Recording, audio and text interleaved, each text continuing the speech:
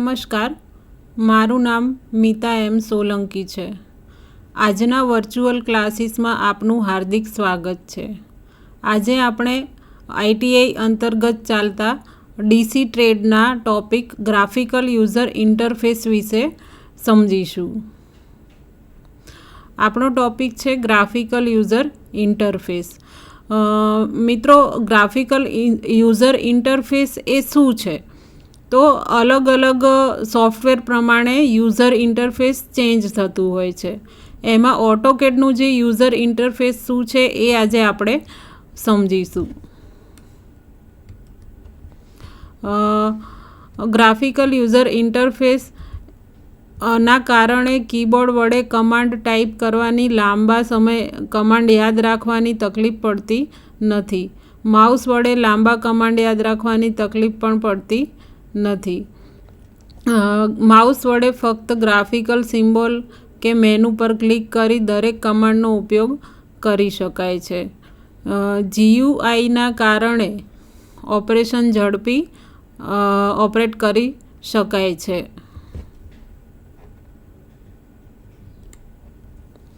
મિત્રો, ઓટોકેડનું જે graphical user interface છે, મતલબ કે ઓટોકેડની જે આખી સ્ક્રીન છે એની અલગ અલગ જે પેનલ છે અને અલગ અલગ મેન્યુ બાર છે, ટૂલ બાર છે, એ બધું ઓટોકેડના ઇન્ટરફેસમાં સમાયેલું છે।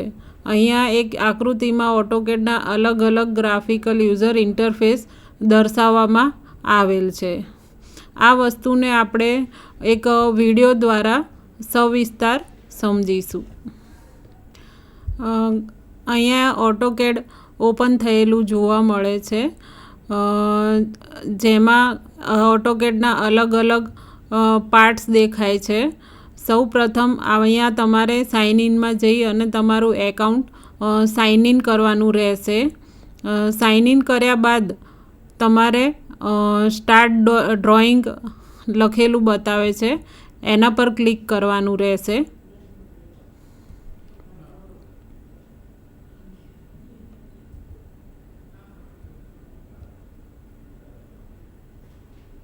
અહીંયા એક ફીડબેક ફોર્મ બતાવે છે, જેમાં તમારે તમારું ફીડબેક ભરવાનું છે। ડ્રોઈંગ પર ક્લિક કરતાં તમારી સામે એક સ્ક્રીન ખુલશે, જેમાં તમને ઓટોકેડની ઇન્ટરફેસ જોવા મળી રહ્યું છે। સૌથી પહેલું છે વર્કિંગ અથવા તો ડ્રોઈંગ એરિયા, જેમાં તમે કોઈ પણ આકૃતિ હોય એ ડ્રો કરી શકો છો। એ એરિયાને વર્કિંગ અથવા તો ડ્રોઈંગ એરિયા કહે છે। ત્યારબાદ છે કર્સર। કર્સરની મદદથી તમે કોઈપણ ડ્રોઈંગને મૂવ કરી શકો છો, કોઈપણ લાઈન કે ખેંચી શકો છો। ત્યારબાદ છે ગ્રીડ। ઓટોકેડમાં આડી અને ઊભી જે તમને લાઈનો દેખાઈ રહી છે તેને ગ્રીડ કહેવામાં આવે છે। એ લાઈનોની અંદર પણ નાની સાઇઝમાં, ઝીણી ઝીણી સાઇઝમાં તમને ગ્રીડ જોવા મળશે। મિત્રો, ગ્રીડની મદદથી તમે ડ્રોઈંગને પ્રોપર સાઇઝ અને ડિસ્ટન્સ સાથે ડ્રો કરી શકો છો। અને F7 કીની મદદથી તમે કોઈ પણ ડ્રોઈંગ હોય તો F7ની મદદથી તમે ગ્રીડને ઓન અથવા તો ઓફ કરી શકો છો। F7 એ ગ્રીડની શોર્ટકટ કી છે। હવે આપણે ઓટોકેડના યુઝર ઇન્ટરફેસ વિશે જોઈશું। ઓટોકેડમાં અલગ અલગ પેનલ અને અલગ અલગ ઇન્ટરફેસ આપેલા છે। સૌથી પહેલાં તમારે તમારું એકાઉન્ટ સાઇન ઇન કરવાનું છે। જે લોગિન આઈડી તમે ઓટોડેસ્ક આઈડી બનાવતી વખતે યુઝ કર્યું હતું એ જ આઈડી તમારે અહીંયા એપ્લાય કરવાનું છે અને તમારે સાઇન ઇન કરવાનું છે। સાઇન ઇન કર્યા બાદ તમારે એક ફીડબેક ભરવાનો રહેશે, જે તમારે ફીડબેક ફિલઅપ કરી અને સેન્ડ કરવાનું રહેશે। ફીડબેક સેન્ડ કર્યા બાદ તમારે સ્ટાર્ટ ડ્રોઈંગ પર ક્લિક કરી અને ડ્રોઈંગ સ્ટાર્ટ કરવાનું છે। અહીંયા તમારું ઓટોકેડ ઓપન થયેલું બતાવે છે, જેમાં સૌથી પહેલાં તમને જે બ્લેક પોર્શન બતાવે છે જેને આપણે કહીશું વર્કિંગ એરિયા। જેમાં તમે કોઈ પણ આકૃતિ બનાવી શકો છો. વર્કિંગ એરિયા બાદ તમારો નેક્સ્ટ છે કર્સર. કર્સરની મદદથી તમે કોઈ પણ કમાન્ડ પર ક્લિક કરી અને કમાન્ડ ઓપન કરી શકો છો. કોઈ પણ આકૃતિને તમે ડ્રો કરી શકો છો. કર્સર બાદ છે ગ્રીડ. આકૃતિમાં આડી અને ઊભી રેખાઓ જે દેખાઈ રહી છે તેને ગ્રીડ કહેવામાં આવે છે. ગ્રીડને તમે ઝૂમ આઉટ ઝૂમ ઇન કરી શકો છો અને F7 કીની મદદથી તમે ગ્રીડ ઓન અને ઓફ પણ કરી શકો છો.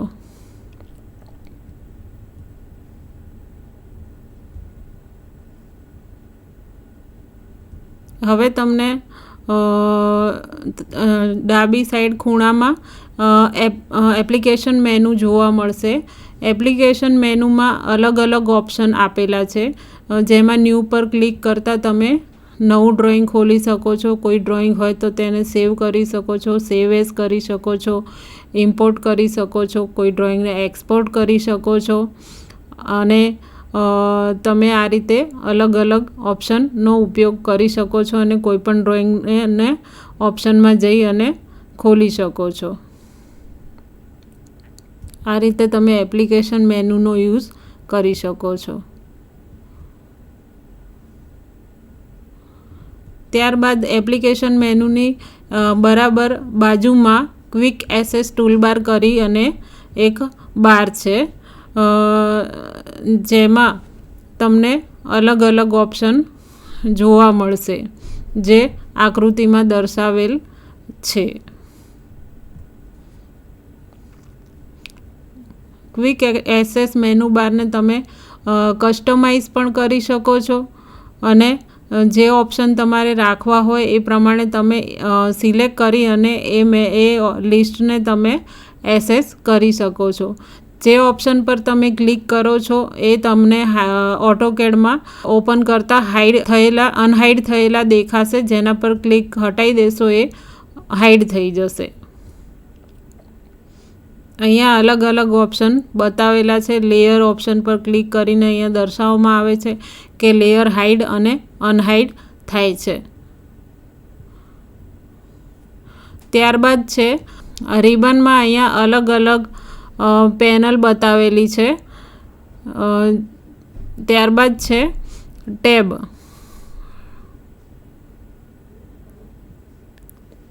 અહીંયા તમને ઓટોકેડમાં અલગ અલગ ટેબ બતાવેલી છે જેને તમે ઓન અને ઓફ કરી શકો છો.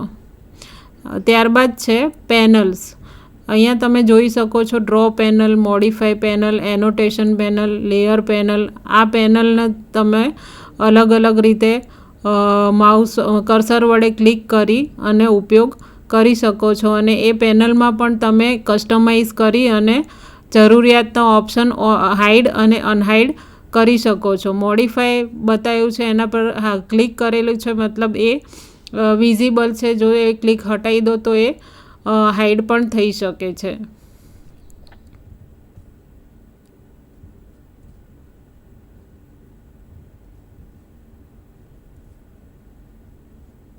અહીંયા ડ્રો પેનલ છે તો એમાં અલગ અલગ કમાન્ડ આપેલા છે. ત્યારબાદ ડ્રો પેનલની ઉપર ડ્રોપ ડાઉન પર ક્લિક કરતાં એની નીચે પણ પોલીલાઇન વગેરે કમાન્ડ્સ ઓપન કરી શકાય છે.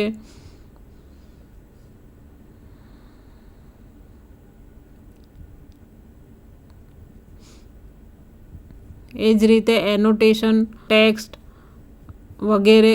ત્યારબાદ છે ડાયલોગ બોક્સ લોન્ચર.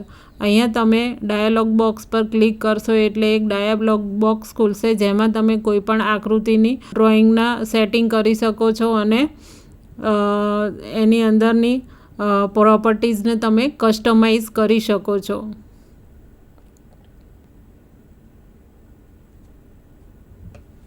હવે અહીંયા તમે ઓપી પર ક્લિક કરશો એટલે એક ઓપ્શન કમાન્ડ ખુલશે. ઓપ્શનમાં તમારે ડિસ્પ્લેમાં ફાઇલ ટેબ ક્લિક કરશો એટલે ડિસ્પ્લેમાં ફાઇલ ટેબ ઓપન થઈ જશે, જે તમને અહીંયા જોવા મળે છે. જેમાં તમે ઓટોકેડમાં એક સાથે એક કરતાં વધારે ફાઇલ ઓપન રાખી અને એને સ્વિચ ઓન સ્વિચ ઓફ કરી શકો છો અને તરત ને તરત તમે એક ફાઇલમાંથી બીજી ફાઇલમાં ઇઝીલી વર્ક કરી શકો છો. આના માટે ફાઇલ ટેબ તમને આપેલું હોય છે.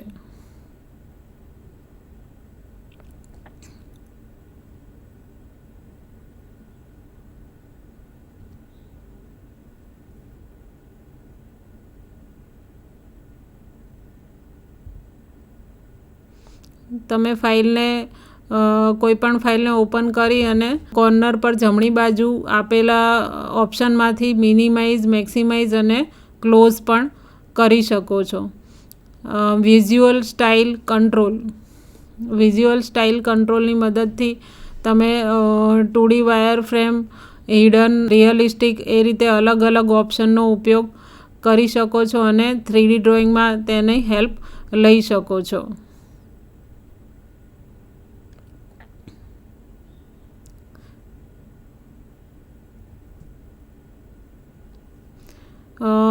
કોઈ પણ ડ્રોઈંગ હોય, વ્યૂ કંટ્રોલ છે, તો કોઈ પણ ડ્રોઈંગ હોય તો એને 2D ડ્રોઈંગને તમે 3Dમાં કન્વર્ટ કરી શકો છો.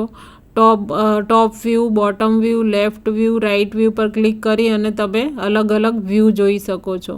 ત્યારબાદ છે વ્યૂ પોર્ટ કંટ્રોલમાં જઈ અને તમે કોઈ પણ ડ્રોઈંગ હોય તો અલગ અલગ તેના વ્યૂ તમે જોઈ શકો છો અને એકસાથે તમે 2 ફાઇલ પણ ઓપન કરી શકો છો અને એકસાથે 2 વર્કિંગ એરિયામાં તમે અલગ અલગ ડ્રોઈંગ બનાવી શકો છો.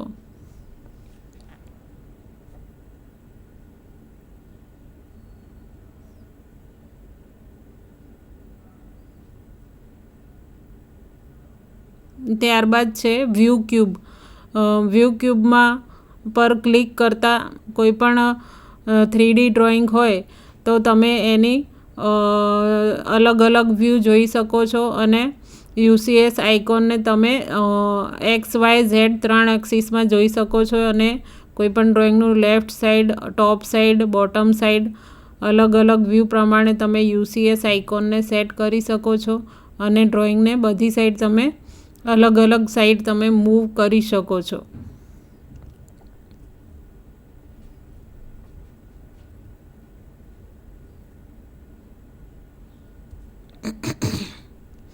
ત્યારબાદ છે નેવિગેશન બારમાં પાન ઓપ્શનની મદદથી આકૃતિને તમે પકડી અને એક જગ્યાએથી બીજી જગ્યાએ આખું ડ્રોઈંગ તમે જોઈ શકો છો. ત્યારબાદ ઝૂમ ઇન અને ઝૂમ આઉટ વડે તમે કોઈપણ આકૃતિને ઝૂમ આઉટ, ઝૂમ ઇન કરી શકો છો. ઓર્બિટની મદદથી તમે આખું ડ્રોઈંગ 360 ડિગ્રી સુધી રોટેટ કરી શકો છો, ફેરવી શકો છો અને ઓર્બિટને તમે ઓન અને ઓફ પણ કરી શકો છો.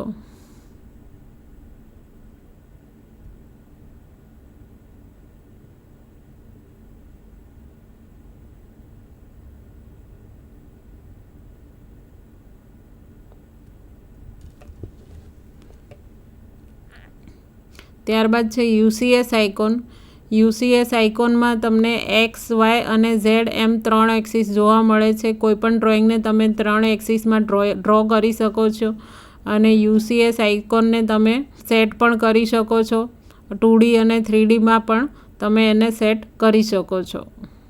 UCS આઇકોનની મદદથી તમે તમારું ડ્રોઈંગ કયા પ્લેનમાં ડ્રો કર્યું છે તે પણ જાણી શકો છો. હવે છે લેઆઉટ ટેબ. નીચે અલગ અલગ ટેબના ઓપ્શન આપેલા છે જેમાં લેઆઉટ ટેબ છે. લેઆઉટ ટેબ પર ક્લિક કરતાં તમે કોઈપણ ડ્રોઈંગને પ્રોપર એનો કોઈ એક ભાગ સિલેક્ટ કરી અને લેઆઉટમાં લઈ જઈ શકો છો અને એની તમે ઇમેજમાં પણ કન્વર્ટ કરી શકો છો અને ફાઇલમાં પણ કન્વર્ટ કરી શકો છો અને એ ફાઇલને તમે ડાયરેક્ટ અને મેલ કરી શકો છો. આના માટે લેઆઉટ ટેબનો ઉપયોગ કરવામાં આવે છે અને લેઆઉટને તમે વધારી પણ શકો છો અને ઘટાડી પણ શકો છો. ત્યારબાદ છે કમાન્ડ વિન્ડો અથવા તો કમાન્ડ લાઇનમાં તમારે કોઈ પણ કમાન્ડ ટાઈપ કરવાનો રહે છે અને આપ્યા મુજબ કમાન્ડ બાદ આપ્યા મુજબ તે કોઈપણ ડ્રોઈંગની લેન્થ, હાઇટ, વિડ્થ આપવાની રહે છે જે તમે કમાન્ડ બારમાં કરી શકો છો. કમાન્ડ બાર બાદ છે સ્ટેટસ બાર. સ્ટેટસ બારમાં જઈ અને તમે સ્ટેટસ બારને કસ્ટમાઇઝ કરી શકો છો અને અહીંયા અલગ અલગ F1 F2 F3 F4 કી પ્રમાણે તમે ઓર્થો, પોલાર, ઓસ્નેપ વગેરે ઓન અને ઓફ કરી શકો છો. અહીંયા કોર્નર પર જમણી સાઈડ એક હેલ્પનો ઓપ્શન આપેલો છે, જેમાં તમે હેલ્પમાં પર ક્લિક કરતા અથવા તો F1 કી પ્રેસ કરતાં હેલ્પ ખુલશે, જેમાં તમે કોઈ પણ કમાન્ડ વિશે કે ઓટોકેડની કોઈ પણ ફીચર્સ વિશે આસાનીથી કોઈ પણ માહિતી મેળવી શકશો અને આ રીતે હેલ્પનો તમે ઉપયોગ લઈ શકશો. અહીંયા સેન્ડ ફીડબેકનો ઓપ્શન બતાવે છે. ડાઉનલોડ લેઆઉટનો પણ ઓપ્શન છે, જે અલગ અલગ ઓપ્શનનો તમે ઉપયોગ કરી શકો છો. આજે આપણે ગ્રાફિકલ યુઝર ઇન્ટરફેસ નામના ટૉપિક વિશે સમજ્યા અને તેના વિશે માહિતી મેળવી. ધન્યવાદ.